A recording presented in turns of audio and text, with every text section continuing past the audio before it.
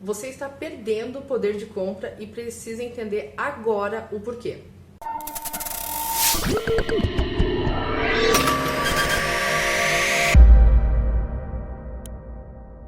Para começarmos a falar sobre esse assunto, preciso te explicar sobre a história do papel moeda. Durante séculos, a moeda em cada país significava a mesma coisa, uma commodity, ou seja, uma mercadoria. As pessoas trocavam milho por feijão, por exemplo. Aí começaram a utilizar mais as trocas em ouro e prata. E aí essas commodities passaram a ter 3 funções no mercado: meio de troca, unidade de conta e reserva de valor.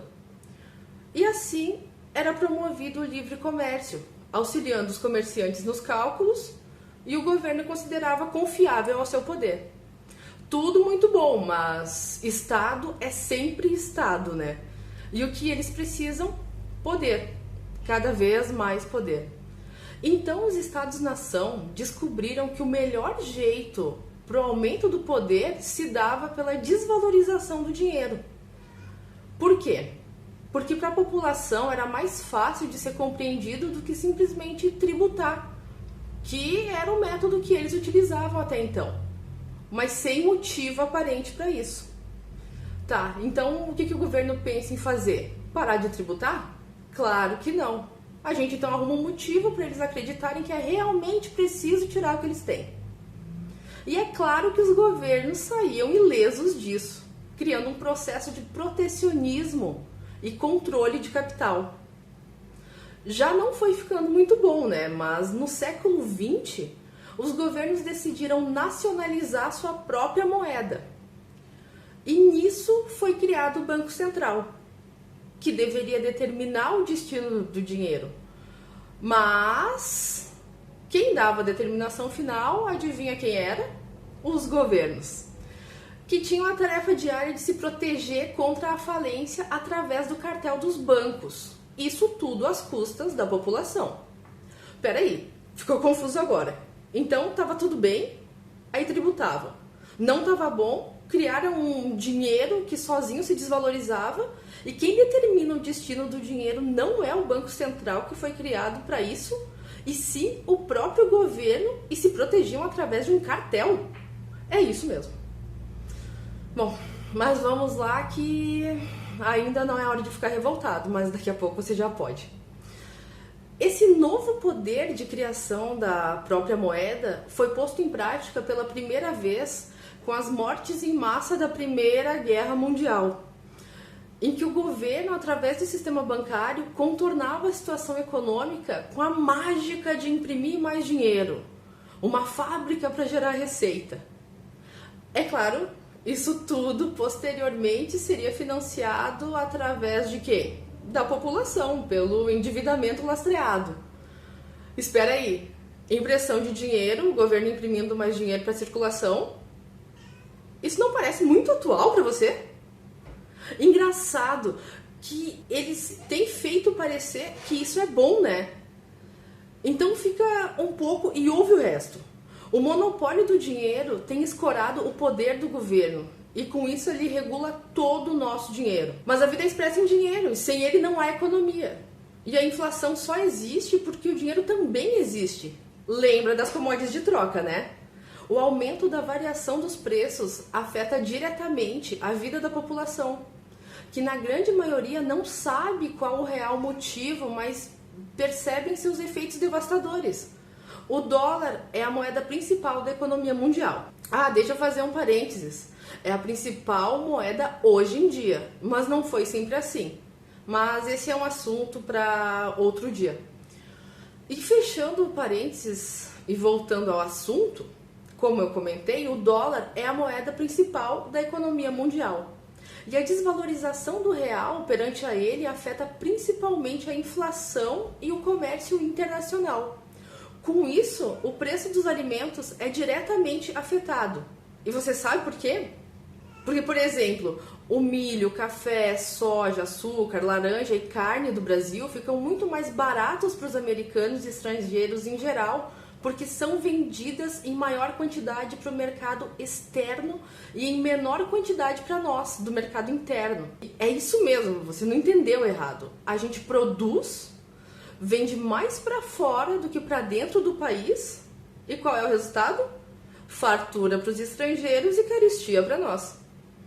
E agora vem o que acontece diante disso, um efeito cascata, que resulta em carestia generalizada em praticamente todos os bens e serviços no mercado interno. O que é isso? Remédios mais caros, pão, preço das passagens aéreas, preço das passagens de ônibus, os importados básicos como eletroeletrônicos, até mesmo o preço do aluguel e tarifas de energia elétrica. Se bem que as tarifas de energia elétrica, né, gente, é melhor nem comentar. Aí a gente consegue perceber que uma coisa que até então parecia boa gera uma reação em cadeia que é péssima para todos, porque o aumento do aluguel e o encarecimento da eletricidade, eles afetam diretamente os comerciantes, que terão que aumentar o preço dos produtos e serviços, e o resto da história você já sabe, né? Dói no bolso de quem? No nosso. Então agora você consegue enxergar como essa desvalorização mexe completamente com toda a estrutura de preço na economia? Bom, a moeda se desvalorizando implica que a população está perdendo o poder de compra, ou seja, uma renda menor da população para os preços que seguem subindo. Já percebeu que R$100 hoje não compram a mesma coisa que há 5 anos atrás? Isso é desvalorização. Agora me fala, quem fica rico utilizando uma moeda que compra cada vez menos? Eu te respondo, ninguém. Mas agora vamos trazer isso tudo para o cenário atual. Agora você consegue entender um pouco melhor porque o real se desvalorizou com a pandemia. Só que tem um porém. E você pode estar pensando nisso agora. Ah, mas não foi só o real que se desvalorizou. Exatamente. Mas o que talvez você não saiba é que, em comparação com outros países que também foram afetados pela pandemia, o real foi uma das moedas que teve maior desvalorização. Tem uma parte aí dessa desvalorização do câmbio que é um movimento global, mas tem também o impacto de algumas questões domésticas, como juros, o crescimento baixo do país e o preço das commodities. E a primeira peculiaridade do cenário é o longo ciclo de retração dos juros básicos da economia.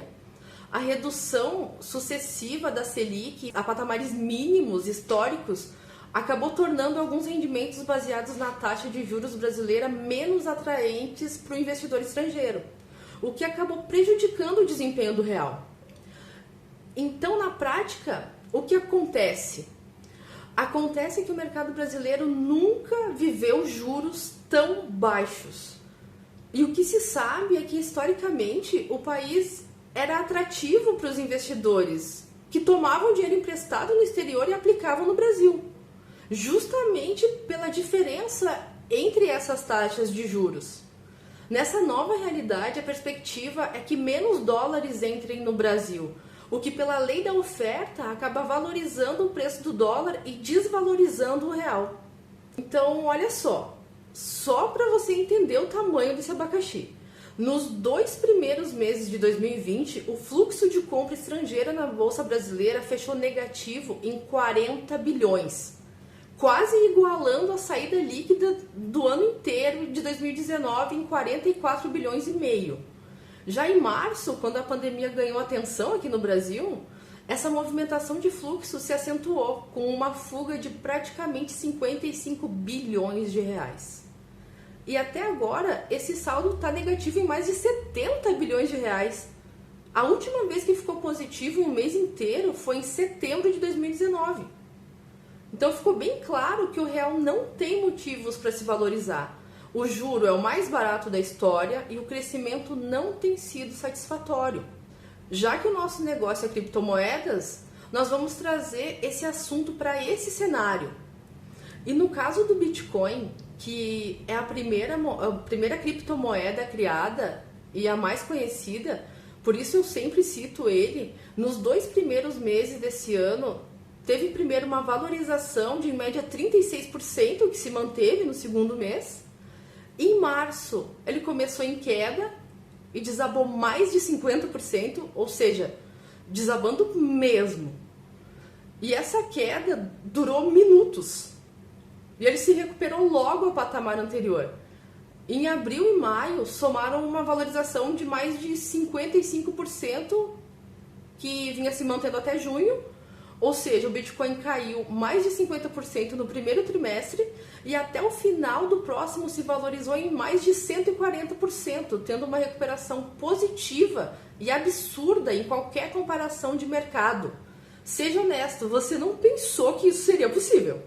Mas a lição que eu deixo aqui é que olhemos mais para o lado de fora da janela e se deixemos ser surpreendidos. Obrigada por nos acompanhar. Nos siga nas redes sociais e até a próxima!